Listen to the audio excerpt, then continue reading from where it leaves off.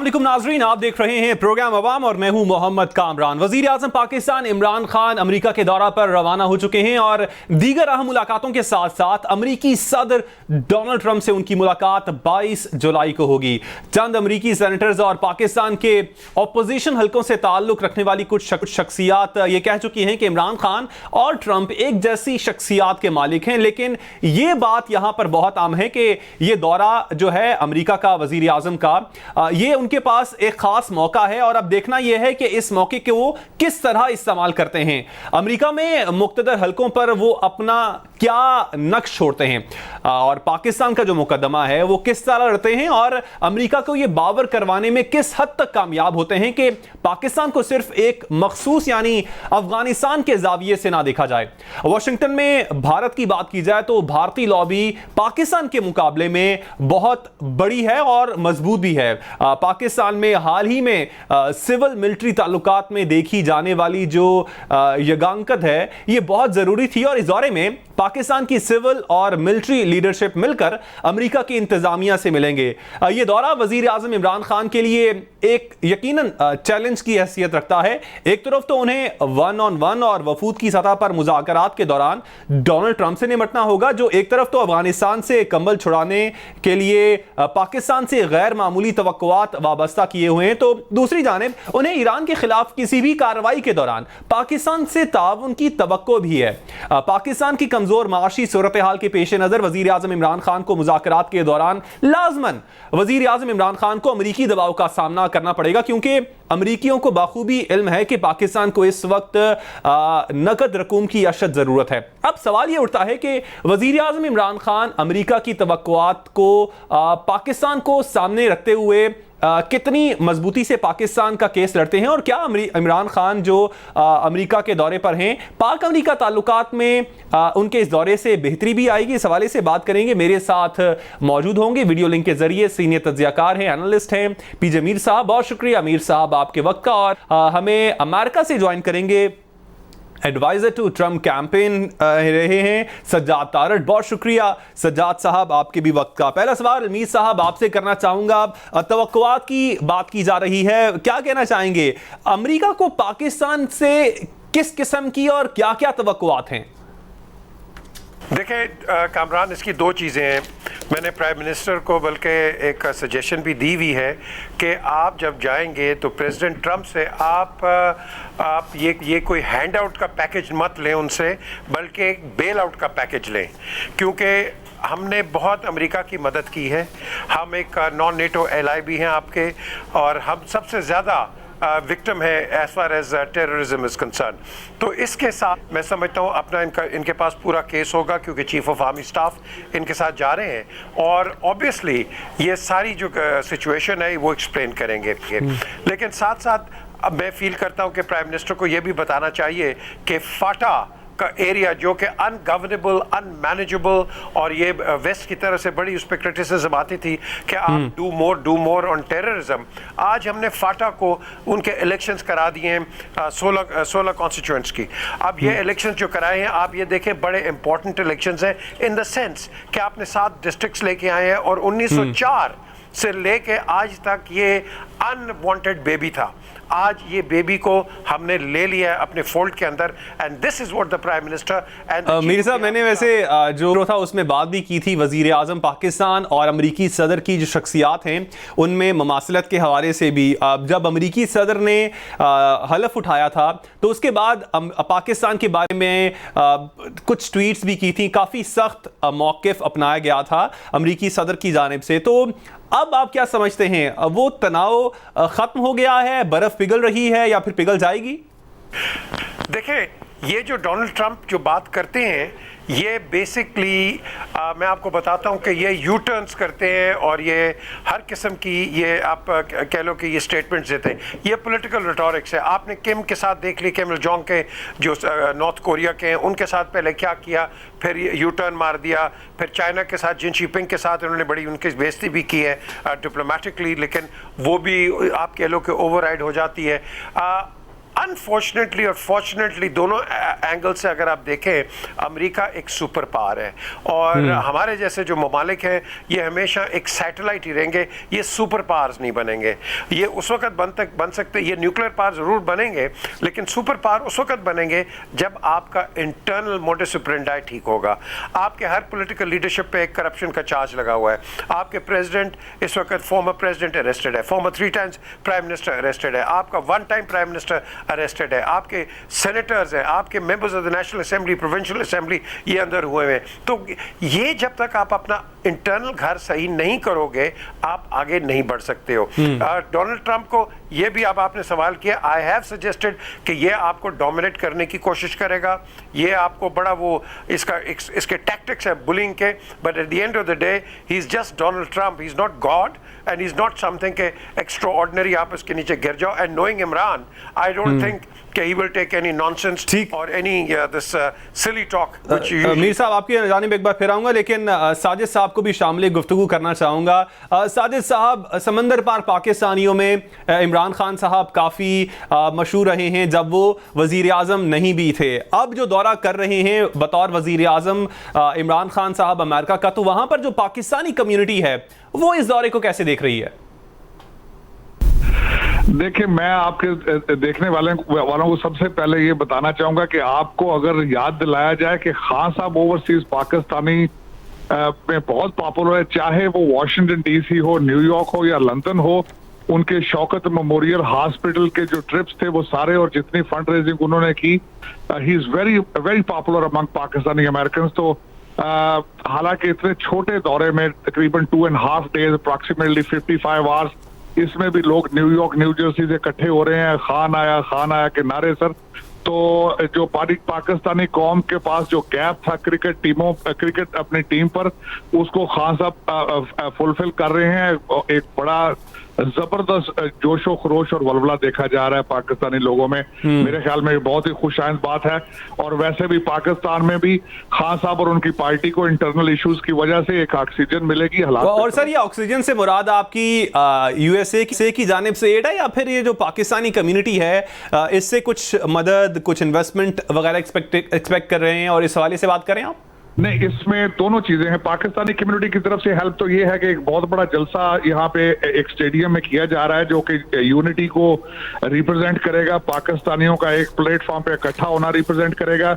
लेकिन मेरे ख्याल में यूएस करंट एडमिनिस्ट्रेशन अब इस चीज को रियलाइज करती है कि पिछले जो 7-8 सालों के गैप थे उनको किस तरह फिल किया जाए।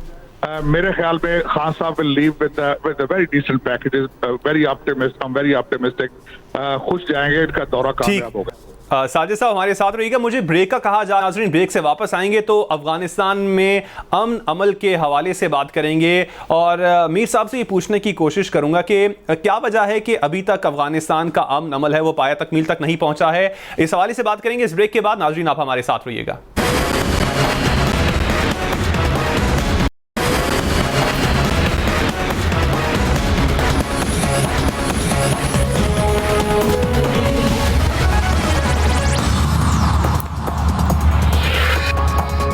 प्रोग्राम अवाम में एक बार फिर खुशामदीद। मीर साहब में ब्रेक पर जाने से पहले सवाल छोड़कर भी गया था अफगानिस्तान के हवाले से। अफगानिस्तान का जो अमन अमल है उसमें उस हवाले से की जाने वाली जो पाकिस्तान की जानिब से कोशिशें हैं उसको आपकी नज़र में अमेरिका कैसे देखता है? समझता है अमेरिका के पाकिस्तान की जानिब से सॉलिड कोशिशें की गई? देखिए, पाकिस्तान ने हमेशा कोशिश की है और अपना केस प्रेजेंट करता रहा है दुनिया को कि देखो हम एक बड़े पीस लविंग लोग हैं, लेकिन अनफॉर्चुनेटली हिंदुस्तान का जो एक रवैया रहा है उस रवैये के साथ हमारा जो एक एरिया बड़ा ट्राइबल एरिया है वो एक आप कह लो कि बड़े जज्बात में आ जाता है और रिएक्शंस हो जाते हैं। ये हर जगह होता है। आपने नेल्सन मंडेला को भी देख लिया है, वहाँ उसने 24 साल काटे हैं उधर रॉबिन्स आइलैंड पे, लेकिन at the end of the day उसने अपना एक मकसद अचीव किया। आपने उसको भी दहशतगर्द कहा था, आपने पाकिस्तान को भी एक्सेस ऑफ ईवल कहा हुआ है, आपने पाकिस्तान को भी कहा हुआ है कि हम सपोर्ट करते हैं और हमारे अंदर ऐसे ऐसे लोग बैठे हुए हैं। लेकिन देखो पाकिस्तान एक अनफॉर्चुनेटली आप अगेन फॉर आस एक हम एक ऐसी जगह पे हैं कि हमारे बॉर्डर्स पोरस है। ईरान एक जगह है, इंडिया एक जगह है, अफगानिस्तान एक जगह है और India और Afghanistan basically they have not been that helpful, whereas Iran has been more or less neutral. तो हमने इन कंडीशंस के साथ जो मैं समझता हूं जो अपने आप को बचाया है और दुनिया को बचाया है, आई थिंक ये अमेरिका को अंडरस्टैंड करना चाहिए. लेकिन जब आप बात करते हैं, अमेरिका हमेशा पास स्ट्रक्चर्स में जाता है. एक दिन हमें उनके ब्लू आइड बॉय होते हैं, अगले दिन हमारे पे सैंक्शंस लगती हैं, अगले दिन सैंक्शंस लग के फिर आपके सैंक्शंस हटा के ये होते हैं. ये आपने देख लिया कैरी लूगर के बिल्स क्या हुआ है, प्रेसलर के ये क्या हुआ. तो ये जो सारी चीज़ें हैं ये एक चलती रहती हैं, लेकिन इसमें हमारा जो डिप्लोमेटिक आप कह लो कि काउंटरिंग है, that has to be strong and on a long term continuity basis, which I am sure. लेकिन सर मैं अफगानिस्तान की जानिब आना चाहूंगा. अफगानिस्तान का जो अमन अमल है, पाकिस्तान की जानिब से इस हवाले से बहुत कोशिशें की गई. इससे पहले भी बहुत सी सालिसी का किरदार पाकिस्तान ने अदा करने की कोशिश की, लेकिन क्या वजह है कि ये जो अफगानिस्तान में अमन अमल है ये पाया तकमील तक नहीं पहुंच पाया? देखिए, इसकी वजूहत बड़ी सिंपल है. आपने देखा कि रशियंस इधर आए 79 में, आपने देख लिया कि क्या हुआ.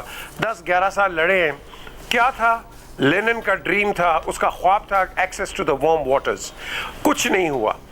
उसके बाद हमने अमेरिका की वहाँ प्रॉक्सी जंग लड़ी, अपने आप को भी हमने बचाया. ब्लेम हम अमेरिका के लोगों को करते हैं कि उनके लिए नो, हमारा अपना भी सर्वाइवल था इसके अंदर, हमने वो भी किया. चाइना एक 9mm बुलेट फायर बगैर आपके गवादर के पोर्ट पे बैठा हुआ है, ट्रेड कर रहा है. Just imagine. अब ये होती है डिप्लोमेसी, ये होती है नेगोशिएशंस, ये होती है इकोनॉमिक बायलैटरल्स. इसके अंदर वो आया है. इसके अंदर अमेरिका को एक झटका पड़ा हुआ है. अमेरिका को झटका पड़ा है, वो यूज़ करता है हिंदुस्तान को, वो हिंदुस्तान को इस्तेमाल करता है प्रॉक्सी के अंदर. आगे से हिंदुस्तान अफगानिस्तान को इस्तेमाल करता है प्रॉक्सी के अंदर. आपने देखा है एक दिन अफगानिस्तान से एक प्यार की खबर आती है, दूसरे दिन उसके साथ ही एक वॉलेटाइल खबर आ जाती है. हिंदुस्तान यही गेम प्ले कर रहा है. अब हिंदुस्तान जो है वो एक चाल पे चल गया, हिंदुत्वा पे. अब वो हिंदुत्वा पे ये बीजेपी जो चल रहा है, आप देख रहे हैं कि मुसलमानों के साथ क्या हो रहा है. ये एक नई डेवलपिंग एक सिचुएशन है. कश्मीर का तो मसला बैठा हुआ है, लेकिन हिंदुस्तान के अंदर इसकी अपनी survival is at stake. So therefore वो हमेशा ये कोशिश करेगा कि कुछ ना कुछ थिएटर पाकिस्तान के साथ ये खोलता रहे, खेलता रहे. उसके पास नागा है, मीज़ू है, तामिल है, खालिस्तान मूवमेंट है, हर किस्म की उसके पास मूवमेंट चल रही है, इंक्लूडिंग द कश्मीर मूवमेंट.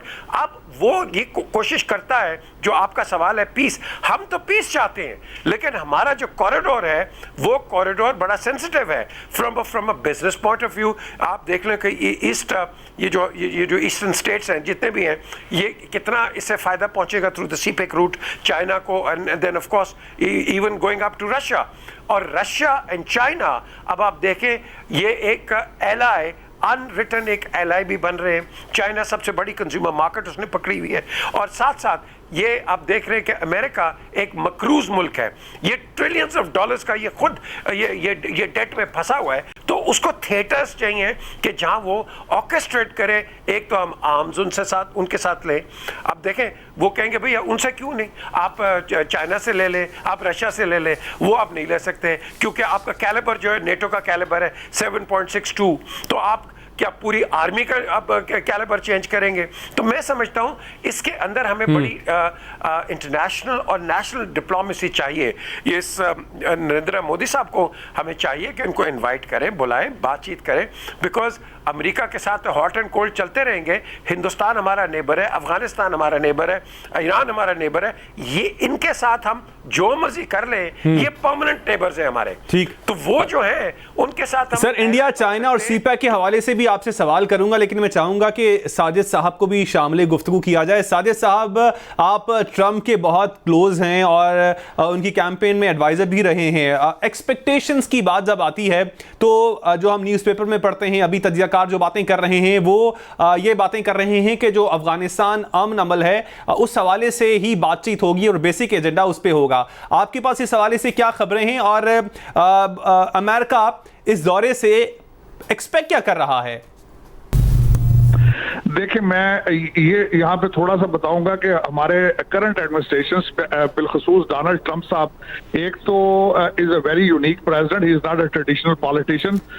उनके मैंडेट का हिस्सा था अफगान पॉलिसी और उस रीजन में एक वाइटल रोल अदा करना। उसमें एक तो पाकिस्तान ने अमेरिका की हेल्प की, जिसको ना सिर्फ उन्होंने प्रेसिडेंट साहब ने लेटर लिख के रिकग्नाइज किया, बल्कि आज का जो दौरा एक बहुत बड़ी ब्रेक थ्रू है।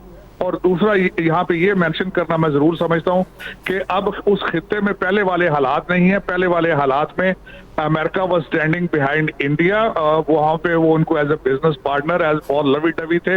अब हालात वो नहीं है।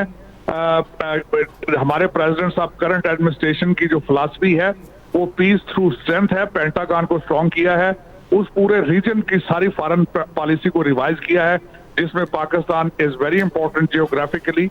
तो उस इन चीजों को रियलाइज करने के बाद Pakistan US is revising their policy related to Pakistan, और मेरे ख्याल में पाकिस्तान के लिए एक बहुत खुशाइंद बात है, एक बहुत बड़ी अपॉर्चुनिटी और विंडो है, और जिसको मेरे ख्याल में पूरे अच्छे तरीके से हैंडल किया जा रहा है। ठीक, अब सर उतार चढ़ाव का शिकार रहे हैं पाकिस्तान और अमेरिका के ताल्लुकात जब भी बात होती है रिलेशंस की पाकिस्तान यूएस के, तो अब इस दौरे के बाद क्या समझते हैं जो पाकिस्तान और अमेरिका के ताल्लुकात हैं वो बेहतरी की जानिब जाएंगे? इंशाल्लाह ताला ये एक पहला स्टेप है, बहुत बड़ा ब्रेक थ्रू है। मीटिंग्स होंगी यहाँ से पहले भी। हमारा state department was taking Pakistan very seriously. Alice Wells थी यहाँ पे, हमारी अंडर सेक्रेटरी थी, वो तकरीबन हर माह पाकिस्तान का दौरा कर रही थी। इस वक्त पाकिस्तान को जो इम्पोर्टेंस बिलखसूस Pakistan China, Pakistan India relationship, पूरे खित्ते में पाकिस्तान की इम्पोर्टेंस को इस वक्त देखा जा रहा है। और मेरे ख्याल में पाकिस्तान, हमारे रिलेशनशिप अमेरिका के साथ और ज्यादा बेहतर होंगे इकोनॉमिकली, और दूसरे अमन के हवाले से दहशतगर्दी के खिलाफ, और मुख्तलिफ पैकेजेस पे बात होगी इस ट्रिप में एडमिनिस्ट्रेशन की, पेंटागन की। और मैं देख रहा हूँ relationships moving towards the positive side, towards normal relationship. जो सितंबर 11 से पहले थे रिलेशनशिप, मैं अब पॉजिटिवली देख रहा हूं, पॉजिटिव साइड पे पाकिस्तानी रिलेशनशिप जा रहे हैं। आपसे सवाल ये भी करूंगा कि इसमें पाकिस्तानी लॉबी का कितना किरदार है? काफी तनकीद उस पर होती रही है, लेकिन मीर साहब आपसे सवाल करना चाहूंगा। अब पाक चाइना अपने ताल्लुकात की बात की, पाक चाइना ताल्लुकात को अमेरिका आप किस नजर से देखता है, और सीपैक के हवाले से आपकी नजर में अमेरिका को तहफ्फुज़ात हैं?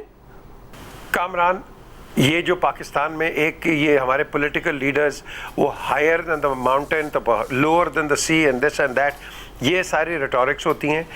चाइना जो है उसका इंटरेस्ट है, फ्रेंड कोई नहीं होता, याद रखना। ये इंटरेस्ट होते हैं, ये बिजनेस इंटरेस्ट होते हैं। हमारा उनके साथ इंटरेस्ट है और उनका हमारे साथ इंटरेस्ट है। हम कहते हैं चाइना हमारा बड़ा अच्छा दोस्त है। एक सोल्जर आया है 71 की वॉर के अंदर? नहीं आया। हाँ, आर्मामेंट्स उसने जरूर दिए, बिल्कुल आर्मामेंट्स दिए, लेकिन खुद नहीं आया। वो आपको सप्लाई कर देगा जिस तरह अमेरिका सप्लाई करता है। अमेरिका क्या कभी आया आपके पास अपने सोल्जर्स, ये मरीन्स भेजने के लिए? नो, ये आपको सिर्फ अप्लाई और सप्लाई करते रहेंगे, एंड रेस्ट ये गेम्स आपकी हैं। तो मैं समझता हूं इसके अंदर हमें अगेन एक बड़ी डिप्लोमेसी से काम करना पड़ेगा। और ये जो आप एक्सपेक्ट कर रहे हैं कि चाइना इधर हो जाएगा, चाइना तो वैसे रो रहा है। वो कह रहा है जी कि उनके मल्टी मिलियनर वो जो डॉलर्स लेके आए थे, आज वो डॉलर किस रेट पे आया है, आज डॉलर किस रेट पे है? वो 70-80 के पर लेके आए हुए थे, आज डॉलर 200 पे फिर रहा है, ये 150 पे 50-60 पे फिर रहा है।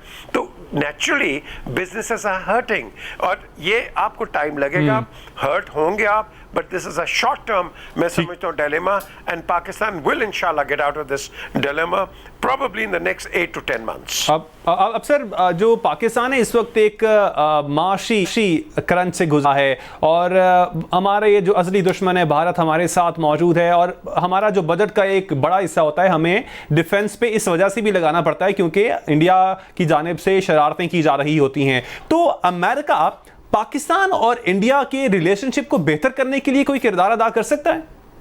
कामरान, हमारी सबसे बड़ी, जो मैं बार बार कहता हूं, जो हमारा एक ड्रॉबैक है, हमें पेनी वाइज एंड पाउंड फुलिश।